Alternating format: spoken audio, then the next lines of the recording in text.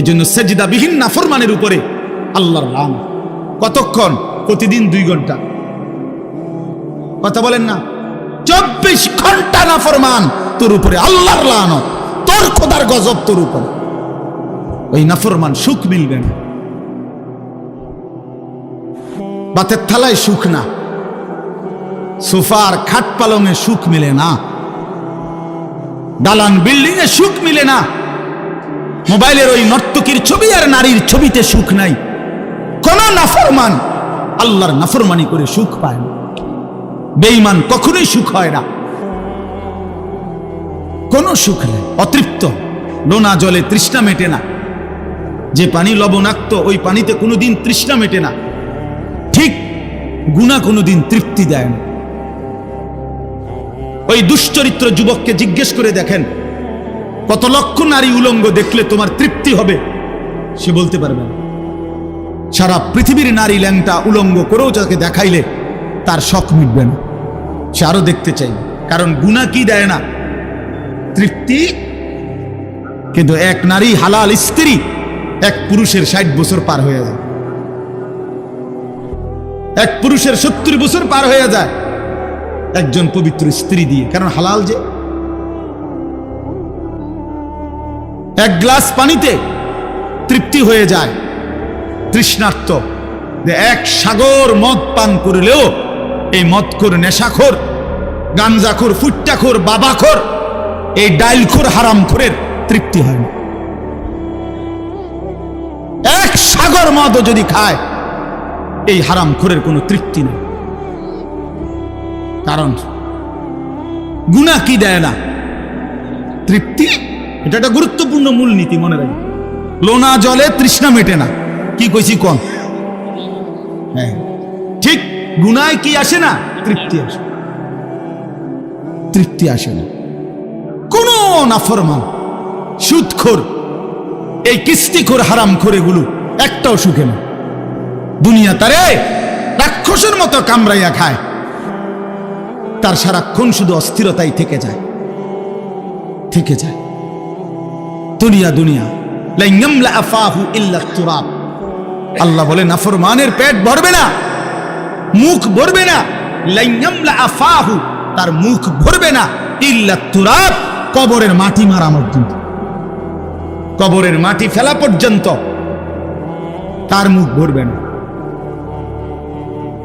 রাসূলুল্লাহ সাল্লাল্লাহু আলাইহি ওয়াসাল্লাম বলেছেন, গুনাহ তৃপ্তি দেয় না, হারাম তৃপ্তি দেয় না।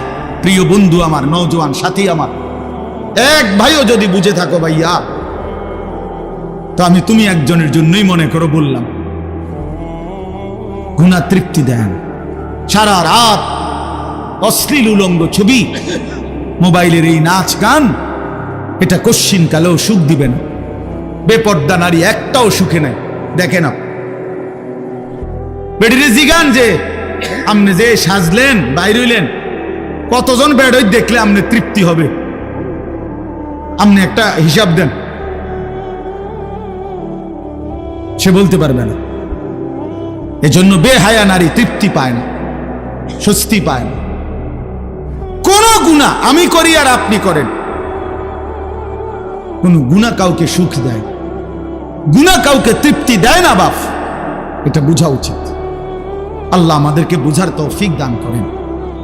তাইলে বুঝাইতে চাইলাম, তাতফিফ, আল্লাহর হক, বান্দার হক, এক্ষেত্রে ঘাটতি করা, এটার জন্য জাহান্নাম। তাহলে নামাজের কথা বলতে গিয়ে বললাম, নামাজ যে পড়ে তার কথা বলছিলাম। বেনামাজি হিসাবে নাই, ওই ফালতুরে কোনো গণাতে ধরে নাকি। ইসলাম তাকে কোনো মানুষে মনে করে বেনামাজি। ওটা খায় দায় ঘুমায়। কুলু ওয়া তামাত্তাউ কালিলান ইন্নাকুম মুজরিমুন। আল্লাহ বলে নাফরমান, ঠিক আছে, কিছু সময়ের জন্য দুনিয়া খাও, ভোগ করো, বাকি মনে রাখো তুমি কিন্তু পাপী। কথাবার্তা পরে হবে। ফিডা টাঙ্গাইয়া ফিটমু আমি আল্লাহ। তুমি কি মনে করছো? ফায়াউমা ইদিল্লা ইউআযযিবু আযাবাহু আহাদ ওয়ালা ইউসিকু ওয়াসাকাহু আহাদ। কোরআন শরীফে আছে নাফরমান আল্লাহ বলে নাফরমান মনে রাখিস হাসরের ময়দানে আমি তোকে যেই আযাব দেব এমন শাস্তি তোরে জীবনে কেউ দেয় নাই। এই আয়াতের অর্থ আপনি দেখে নিন। ওয়ালা ইউসিকু ওয়াসাকাহু আহাদ, আল্লাহ বলছে নাফরমান তোকে এমন বাধা বাঁধবে আমার ফেরেশতারা, এমন শক্ত বাধা বেঈমান তোরে দুনিয়ার জীবনে কেউ বাঁধে নাই। তুই আমার কি ভাবছো বান্দা? তুমি আমারে মনে করছো রহমান, রহিম, গফফার, গফুর, এগুলোই শুধু শুনছো না? আমি যে জব্বার, আমি যে কাহার, আমি যে আজিজ, আমি যে জুনতিকাম, এগুলো শুনো নাই? আমার যে আরো নাম আছে এটি শুনো নাই? আমি যে কঠিন শাস্তিদাতা, আমি যে চূড়ান্ত প্রতিশোধ গ্রহণকারী, আমি যে খুব দ্রুত হিসাবকারী, এগুলো শুনো নাই? আমি যে প্রবল প্রতাপান্বিত, এটা শুনো নাই? এটা জরুরি, এটা বুঝা জরুরি। মহান আল্লাহ পাক রব্বুল আলামিনের কথা। বান্দা তুমি ভুল কইরো না, দুনিয়া খাও, আমি বাধা দেব না। দুনিয়া আমি নাফরমান পাপী, আমি চতুষ্পদ জন্তু জানোয়ারকেও দুনিয়া খাইতে দেই। ভাইয়া একটু কদ্দুর আগায় বসেন, অল্প একটু, একটু আগায় বসেন, একটু ওই ছেলেরা বসুক, অল্প একটু কষ্ট করছেন আপনারা এতক্ষণ, এখন হেরা আইছে। আলহামদুলিল্লাহ, আল্লাহ সবাই কবুল করে। বা আসেন, সবাই আগায় আসেন, তাকাইবেন না, আপনি আগাইলে ওইটা আপনি কীর্তেন পিছন মনে করেন কেউ বসছেন, আপনার কইছি আর কি, আপনি আসেন, আগায় আসেন। মাশাআল্লাহ। তাইলে বাপ এখানে উদ্দেশ্য হইল আমার বলা, নামাজ যে আদায় করে এই ব্যক্তি তাতফিফ যদি করে, তো আল্লাহর হকের মধ্যে যদি কমতি করে তার জন্য জাহান্নাম। তার মানে কি?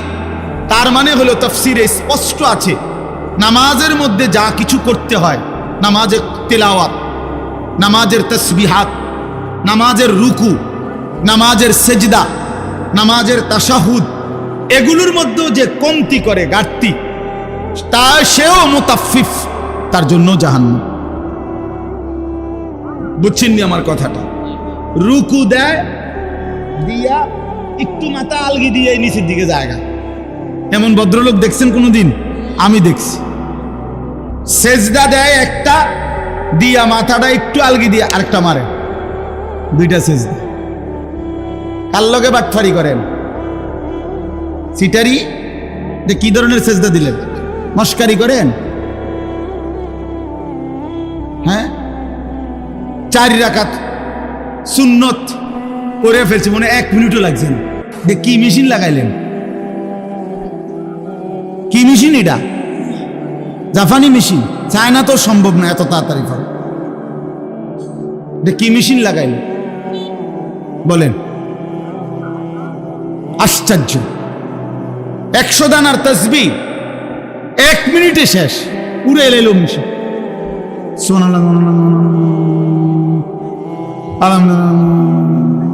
আল্লাহ কি ফাইজলামি এগুলো? এটা মস্কারি না, এটা তামাশা না। রাসূলুল্লাহ সাল্লাল্লাহু আলাইহি ওয়াসাল্লাম এভাবে তাসবিহ পড়তেন। আম্মা জান আয়েশা রাদিয়াল্লাহু তাআলা আনহা বলেন, রাত গভীরে নবী সাল্লাল্লাহু আলাইহি সাল্লাম এত লম্বা সেজদা দিতেন, মাঝে মাঝে আমি ভাবতাম নবী সাল্লাল্লাহু আলাইহি সাল্লামের ইন্তেকাল হলো কিনা সেজদা অবস্থায়।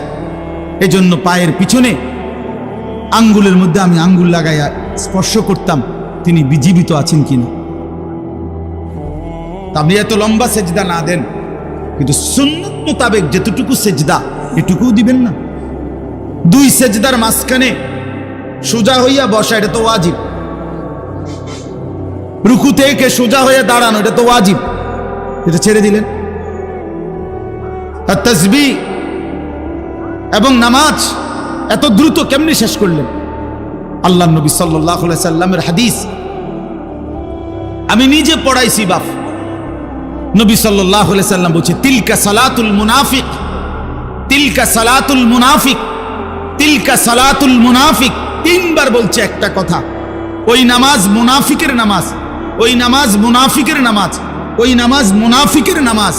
কামা ফানাক্কারা আরবাআন লা ইয়াযকুরুনাল্লাহা ইল্লা কালিলা। নবীজি বলেন যে দাঁড়াইলো আর 4 রাকাত নামাজ যেন 4টা ঠোকর মারলো, ঠিক মতো আল্লাহর জিকির তাসবিহগুলো আদায় করলো না, এটা মুনাফিকের নামাজ। মুনাফিকের নামাজ, ইমানদারের নামাজ না। কোরআন শরীফে আল্লাহ তাআলা স্পষ্ট, কোরআন শরীফে আছে মুনাফিকের প্রথম চিহ্ন, মুনাফিকের হাদিসেও চিহ্ন আছে, কোরআনেও আছে। আল্লাহ তাআলা বলছে মুনাফিকের 1 নাম্বার চিহ্ন কি? কোরআনে বলছে ওয়া ইযা কামু ইলাস সালাতি কামু কুসালা। মুনাফিক কাকে বলে? আল্লাহ কোরআনে বলছে তারা যারা নামাজ আদায় করে অলস ভাবে, নামাজ পড়ে না, এটা না। আগেই বলছি যে নামাজ পড়ে না তারে কোনো কি নাই, তে কিচ্ছুই না, তে ফায়জামাও না, ফ্যানও না, হাফ প্যান্টও না, ফুল প্যান্টও না, এটা প্লাস্টিক, এটা বাদ, আগেই বাদ। তারে নিয়ে কোনো কথা নাই, তার কোনো তুলনা নাই। হ্যাঁ, বেনামাজির কোনো তুলনা নাই, এটা জানেন? মানে এই কথাটা বুঝছেন নি? এর অর্থ কি? বেনামাজির কোনো তুলনা নাই মানে কি? মানে বেনামাজিকে কোনো জানোয়ারের সাথেও তুলনা দিলে ওই জানোয়ারকে অপমান করা। হ্যাঁ, এই জন্য আল্লাহ বলে দিছে বালহুম আদাল, বরং সে জানোয়ারের চাইতে নিকৃষ্ট। এই জন্য বেনামাজির কোনো তুলনা নাই। তারে ছাগল বললে ছাগল প্রতিবাদ করবে। মহান আল্লাহ কি কারণে আমার সাথে তারে তুলনা দিল কি লেগে? যদি এমন হইতো আমারও সেজদার যোগ্যতা, কেরাত, দোয়া, কালাম, এই সমস্ত ক্ষেত্রে অবশ্যই অবশ্যই খেয়াল রাখতে হবে, ঠিক করতে হবে। আপনার সূরা কেরাত আজীবন অশুদ্ধ, আমনে নামাজ পড়েন, মানসে না কয় আমনে নামাজ পড়েন, আমনে না বলেন আমনে নামাজ পড়েন, আখিরাতের দৃষ্টিতে তো এই নামাজ হয় না। বুঝেন নাই আমার কথা? হবে না তো নামাজ। আপনি স্কুলে পড়ছেন দেখে আপনার অশুদ্ধ কোরআন, জি না, এটা এমন কোনো মূলনীতি নাই যে হুজুর আমি স্কুলে, আমরা জেনারেল শিক্ষিত, অতএব আমাদের সূরা কেরাত অশুদ্ধ হলেও চলবে। এই ফয়সালা কোথায়? এই রেজুলেশন হয়েছে কোন জায়গা? জাতিসংঘে। তাহলে এই সিদ্ধান্ত দিল কে? কোন ব্যক্তি জেনারেল শিক্ষিত হলে অথবা ছোটবেলায় পড়ালেখা করে নাই, মূর্খ মানুষ, তো আপনি কির মূর্খ? আপনি সরু সরে আনা লেখতারেন না, দুনিয়া চিনেন না কোনটা? বাতের থালাও চিনেন, রুটির থালাও চিনেন, মাছও চিনেন, গোশতও চিনেন, বেড়াও চিনেন, বেড়িও চিনেন, রাতও চিনেন, দিনও চিনেন, হাসিও চিনেন, কান্নাও চিনেন, বিএসও বোঝেন, সিএসও বোঝেন, আরএসও বোঝেন, খতিয়ানও বোঝেন, কোনান দিয়ে কারে ফেস লাগাইতে হবে এটাও বোঝেন, 14 গোষ্ঠীর সব বোঝেন, শুধু আখিরাত বোঝেন না। হ্যাঁ, কি বুঝাইতে চান আপনি? আখিরাত বোঝেন না, আপনি নামাজ বোঝেন না, আপনি আল্লাহর কোরআন বোঝেন না। কেন বুঝলেন না? আপনি বোঝেন না কোনটা? বাপ, হাত জোর করে অনুরোধ, দিন শিখতেই হবে আপনাকে। সবাই নিয়ম মাফিক মাদ্রাসার সবগুলো ক্লাস পড়া জরুরি না, কথা বোঝেন নাই? কিন্তু চলনসই আখিরাতে মুক্তি পাবেন এতটুকু দিন শিখা, এতটুকু সূরা কেরাত, দোয়া, কালাম, ওযু, নামাজ, হজ, যাকাত ঠিক করা, এটা জরুরি। এখানে খামখেয়ালি করলে তার আপনি ইউনিভার্সিটি পড়েন, কোনো আপত্তি নেই, একেবারে হিমালয় পর্বতের উচ্চতা পর্যন্ত যুবক তোমার সার্টিফিকেট হোক, কোনো মানা নাই। তোমার সার্টিফিকেট পৃথিবীর সবচেয়ে বড় সার্টিফিকেট হোক, কোনো মানা নাই। তো আল্লাহর কোরআন পড়তে পারো না কেন? 16 বছরে মুসলমান সন্তান কিংবা বাপ কারো মনে পড়লো না আল্লাহর কোরআনের কথা? কি নাফরমান ওই বাপ, কি নাফরমান ওই সন্তান, যে বাপেরও কোনোদিন মনে পড়লো না আমি সন্তান, আমার মুসলমান, 16টা বছর আমি এই সন্তানের পিছনে কত লক্ষ কোটি টাকা খরচ করলাম, অথচ আমার সন্তান আল্লাহর কোরআন পড়তে পারে না। এই সন্তানও বলল না একটা বার আমারে আপনি কি ফরাইলেন বাপ, আমি কেন আমার মালিকের কালাম পড়তে পারি না? বলেন, বলেন আমার কথা, ইনসাফ করে জবাব দেন, বিবেককে প্রশ্ন করেন। এই মাদ্রাসাগুলো চারদিকে হচ্ছে, আপনারা ভাইবেন না। আপনাদের এক সহজ হিসাব, আপনি বলবেন শুধু এত মাদ্রাসা হচ্ছে কেন? আপনি বলতে পারবেন শুধু এত মাদ্রাসার কি দরকার, আপনার দরকার না থাকুক, আর শাজিমের মালিকের দরকার, আসমানওয়ালার দরকার দেখে বানাইছে। যিনি তৌফিক দিছে তিনি বুঝেই তৌফিক দিছে। অতএব এটা জরুরি বিষয়, আগামীর দিন, আগামীর ইসলামের জন্য, আগামীর পৃথিবীর জন্য ইনশাআল্লাহ আমরাও আশাবাদী। মুসলমানের মহল্লাকে মহল্লায় এই পরিমাণ মাদ্রাসা আলহামদুলিল্লাহ হইছে যে এই সময়ে বাপ আমার হাত জোর করা অনুরোধ, হাতের নাগালে মাদ্রাসা, হাতের নাগালে কোরআন শিখার সহজ ব্যবস্থা, এই অবস্থায় যদি কোরআন অশুদ্ধ নিয়ে কবরে যান, আল্লাহর কসম আপনি আগের আমলের মানুষের চাইতে ফিডা বেশি খাবেন। আমার কথাটা আগে 10 গ্রাম মিল্লা হয়তো 100 মাইল দূরে মাদ্রাসা ছিল, সবাই হয়তো বলতে পারে আমার সুযোগ ছিল না, যাইতারি নাই। এখন কি করবেন? এখন কি বলবেন? এই রাস্তার থেকে ওই মাসা পর্যন্ত কয়টা মাদ্রাসা, রাস্তার দোনো পাশে, এখন আপনি কি বলবেন? এখন কোন যুক্তিতে এই 10 হাত পর্যন্ত গিয়েও 10টা সূরা ঠিক করতে পারলেন না? বলেন ভাই, কোনো জবাব দিতে পারে? আমরা বলি না স্কুল ছেড়ে দাও, বলি না কলেজ ছেড়ে দাও, একটু সময় বাইর করো, শুক্রবারে একটু সময় দাও, শনিবারে একটু সময় দাও, একটু সময় হোক না। আল্লাহর কোরআন সহজ, আল্লাহর কোরআন সহজ। আপনার ছেলেটাকে কোরআন থেকে কেন বঞ্চিত করলেন? আল্লাহ থেকে বঞ্চিত করে তারে সুখ দিবেন কেমনে?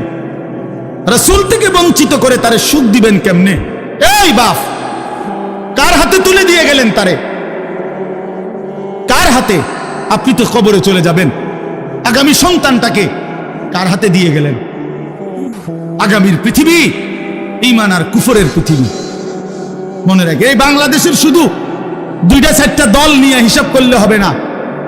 গ্লোবালাইজেশন, এখন পৃথিবী, এই গ্রাম যেমন পৃথিবীর শেষ মাথা তেমন, একরকম হিসাব। এটার এই বিশ্বায়ন বলে, গ্লোবালাইজেশন বলে, অর্থাৎ সারা পৃথিবী এখন বিশ্বগ্রাম। গ্লোবালাইজেশন মানে কি? বিশ্বগ্রাম মানে সারা পৃথিবী এক গ্রাম, সারা পৃথিবী ফরিদপুর। তার মানে এখানে বসেই এখন সারা পৃথিবী একসাথে দেখা যায়, তাকানো যায়। এই জন্য সারা পৃথিবীর সাথে মিলাইলে সারা পৃথিবীতে মজলুমের বিজয় হচ্ছে, সারা পৃথিবীতে ইমানদারের বিজয় হচ্ছে, সারা পৃথিবীতে জালেম হেরে যাচ্ছে। বিশ্বাস করেন, এটা বিশ্বাস করেন। এই যে 8ই ডিসেম্বর সিরিয়াতে 54 বছরের স্বৈর শাসন বাগফুত মিল্লা, সিরিয়ায় ইসলামের গুরুত্বপূর্ণ একটি দেশ, সেইখানে স্বৈর শাসক ফ্যাসিস্ট জুলুমবাজ 54টা বছর ধরে লক্ষ লক্ষ মুসলমানের উপরে জুলুম করেছে। যেই জালেম বাশার আল আসাদ অয় গাট্টি গুট্টি লইয়া ভাগছে, পলাইছে। এই 8ই ডিসেম্বর নতুন উইকেট পড়ছে, জানেন আপনারা? 2 উইকেট পড়ছে এই বছর। 5ই আগস্ট 1 উইকেট পড়ছে, আর এই 8ই ডিসেম্বর আরেক উইকেট পড়ছে, আরো উইকেট পড়বে, আরো উইকেট। 2024 সাল উইকেট পড়ার বছর। এই বছর বোলিং ভালো হয়েছে, এবছর বোলিং কড়া বোলিং হয়েছে, হ্যাঁ কড়া বোলিং হয়েছে। 2 উইকেট পড়ে গেছে। আগামীর উইকেট নেতানিয়াহু, ইসরায়েলের ওই কুত্তা, সেও পড়া যাবে ইনশাআল্লাহ। ইমানদারের বিজয় হবে ইনশাআল্লাহ। সারা পৃথিবীতে ইমানদারের বিজয়ের আহ্বান। ওই সমস্ত ভারত, ওদের ওই সমস্ত ফালতু কথা, 130 কোটি না বেটা, তারা বেঈমান 230 কোটির ভয় দেখায়া ইমানদারকে একচুল সরাইতে পারবে না ইনশাআল্লাহ। 56,000 বর্গ মাইলের এই জমিন আমার দেশের লক্ষ কোটি ইমানদার যুবক কলিজার শেষ ফোঁটা রক্ত দিয়ে রক্ষা করবে ইনশাআল্লাহ। আমরা 130 কোটি ভয় পাই না, কি বলেন? ভয় পাই না আমরা। আমাদের একজন। আরে তোর 130 কোটি তুই রাখ বেঈমান, আমাদের একজন। আগেও ছিল একজন, এখনো একজন, আগামী তো একজন, তিনি আল্লাহ। তিনি কে? 130 কোটির মোকাবেলায় এই হিন্দু ভারতের বেঈমান, তাদের মোকাবেলায় এক মালিকে যথেষ্ট। আলু দিবে না, পেঁয়াজ দিবে না, হাতের আব্বার পেঁয়াজ, মোদির আব্বার পেঁয়াজ, হ্যাঁ তোর বাপের পেঁয়াজ বেঈমান। আলু দিবি না, পেঁয়াজ দিবি না? তোর বাপে খাওয়ায় পেঁয়াজ, তোরা তার বাবার পেঁয়াজ না এগুলা। তাদেরকে 130 কোটি বেঈমানকে যে চাল ডাল আলু পেঁয়াজ যিনি খাওয়ায় তিনি তো আমার আল্লাহ বেটা। তোদের কি বেটা? তোদের মূর্তি ছাড়া আছে কি? আল্লাহ যিনি তাদেরকে খাওয়ায় তিনি আমার আল্লাহ না? তো আমার আল্লাহ তোরে খাওয়ায়, তুই আমারে দমক দেস। এই বেকুব মন্ডাসায় গিয়া কই নাই বলে কি এগুলো? এই জন্য বন্ধু আমার, আমি অনুরোধ করলাম, চারিদিকে নওজোয়ান, ইমানের বিজয়, কালেমার বিজয়। ইনশাআল্লাহ বাংলাদেশেও কালেমার বিজয় হবে ইনশাআল্লাহ। এই জমিনে হকের পতাকা উড়বে, কালেমার পতাকা উড়বে ইনশাআল্লাহ। কোন সন্দেহ, আমি থাকি বা না থাকি, এটা কোনো দেখার বিষয়, এটা কোনো দেখার বিষয়। এই জন্য আমার এতটুকুই কথা। এই সূরা তাতফিফের কারণে আমি বললাম, আল্লাহর হক, বান্দার হক, এক মুমিন হিসেবে ঘাটতি না করা। নামাজ পড়েন, কোরআন পড়েন, নিজেও দিন শিখেন, 90 বছর হোক আর 900 বছর বয়স হোক। আর কোলের বাচ্চা, ছোট বাচ্চা, 6 বছরের বাচ্চা, 7 বছরের বাচ্চা, ছেলে মেয়েকে আল্লাহর কোরআন থেকে বঞ্চিত করেন না। জেনারেল লাইনে পড়ায়েন, কোনো অসুবিধা নেই। আমরাও পড়ছি, আমি কুমিল্লা ভিক্টোরিয়া কলেজ থেকে মাস্টার্স পাস করছি, কাজে কোনো অসুবিধা নেই, আপনি পড়েন। আমিও সায়েন্স বিজ্ঞান বিভাগ থেকে SSC দাখিল পাস করছি, অতএব কোনো মানা নাই। আল্লাহর কোরআন থেকে বঞ্চিত করবেন কেন? রাসূলুল্লাহ সাল্লাল্লাহু আলাইহি সাল্লামের হাদিস থেকে বঞ্চিত করবেন কেন? আমার অনুরোধ, আপনারা আপনাদের সন্তানকে দ্বীন শিখাবেন। বলেন ইনশাআল্লাহ। অবিবাহিতরাও বলেন ইনশাআল্লাহ। হ্যাঁ বলেন, বলেন ইনশাআল্লাহ। আরে ফায়দা আছে। আমি বললাম, এক যুবক আমারে কিছুদিন আগে বলছে যে হুজুর, আমি সেই যুবক যে গত 5-7 বছর আগে একবার এই নিয়ত করছিলাম আপনার মাহফিলে সন্তানকে দ্বীন শেখাবো। আল্লাহ তাআলা, আমি বিয়েও করছি, আল্লাহ আমারে সন্তানও দিছে, এখন পাক্কা নিয়ত করলাম মাদ্রাসায় পড়াবো। এই জন্য বললে ভালো, আল্লাহ হায়াত দিলেই তো, আল্লাহ সন্তান দিলেই তো পড়ানো। আল্লাহ আমাদেরকে তৌফিক দান করেন। আপনাদের কাছে আমি শুধু এই 1 মিনিটে তর্জমা বলি। আল্লাহ তাআলা বলেন, ইন্নাল আবরারা লাফি নাঈম। আল্লাহ তাআলা বলে, নিশ্চয়ই যারা নেককার, যারা আল্লাহ তাআলার ফরমাবরদার, সৎকর্মশীল, অনুগত বান্দা, আল্লাহ বলেন আমি পুরস্কার স্বরূপ তাদের জন্য বললাম, তারা চির নিয়ামতে ভরা সুখের জান্নাতেই বসবাস করবে। এদিক দিয়ে ওঠে, এদিক দিয়ে আসেন, ইব্রাহিম জায়গা দাও। এরপরে আল্লাহ তাআলা বলে, একটু দেখেন, আল্লাহ তাআলা বলে যারা নেককার, আমার হুকুমের অনুগত, তারা চির সুখের নিয়ামতে ভরা জান্নাতেই থাকবে। সুবহানাল্লাহ। আলাল আরাইকি ইয়ানদুরুন, এই কথাটা দেখেন। আল্লাহ বলে আমার জান্নাতি বান্দা জান্নাতের সিংহাসনে বসে দেখতে থাকবে 3 জিনিস। 1, তাকে আল্লাহ যে সুবিশাল জান্নাতের নিয়ামত দিছে সেগুলো এক নজরে পুরাটা একসাথে দেখবে জান্নাতি বান্দা। তাহলে এটা কদ্দুর 10 হাত বাই 10 হাত, ঠিক না? জান্নাত এত বড় হইলে বেটা দেখবো কেমন? অথচ জান্নাত সবচেয়ে ছোটটা 10 দুনিয়া বরাবর। এই পুরাটা সে একসাথে দেখবে সিংহাসনে বসে। 2, জাহান্নামীদের আযাবের দৃশ্য সচক্ষে দেখবে জান্নাতের সিংহাসনে বসে। 3, আল্লাহু আকবার, 3, জান্নাতের সিংহাসনে বসে মহান আল্লাহ পাককে দেখতে থাকবে। তারিফু ফি বুজুহিহিম নাদরাতান নাঈম। আল্লাহ বলে, বন্ধু 24 ঘন্টা আমার জান্নাতি বান্দার চেহারার মধ্যে হাস্যোজ্জ্বল প্রফুল্লতা, সজীবতা এবং একেবারে চির আনন্দ 24 ঘন্টাই দেখতে পাবেন। কোনো ক্লান্তি, বিরক্তি, পেরেশানি নাই। ইউসকাউনা মির রাহিকিম মাখতুম। পানির বোতলটা কই? আল্লাহ তাআলা বলেন আমার জান্নাতি বান্দাকে, না না খাবো না, আমি একটা জিনিস দেখাবো। আল্লাহ তাআলা বলেন ইউসকাউনা মির রাহিকিম মাখতুম, আমার বান্দাকে জান্নাতের মধ্যে প্রত্যেক বান্দাকে শরাব, জান্নাতের পানীয় পান করানো হবে, তবে সেটা হবে মাখতুম, মোহরাঙ্কিত, সিল মারা। মানে হইল এই 1 বোতল পানি, এত বড় বোতল যেহেতু আমি খাইতে পারতেছি না, তো আমরা তিনজনে মিল্লা খাইলাম, আমি এদ্দুর, আপনি এদ্দুর, আপনি এদ্দুর, এইটা বোঝেন নাই তো? এটাও আপ্যায়ন, অসুবিধা নাই, এক বোতল তিনজনে খাইলাম, সমস্যা নেই। কিন্তু আল্লাহ তাআলা বলেন আমার বান্দা জান্নাতের মধ্যে এরকম এক বোতল তিনজনে খাইবে এমন না, প্রতি বোতল ইনটেক, আলাদা আলাদা আলাদা আলাদা আলাদা আলাদা।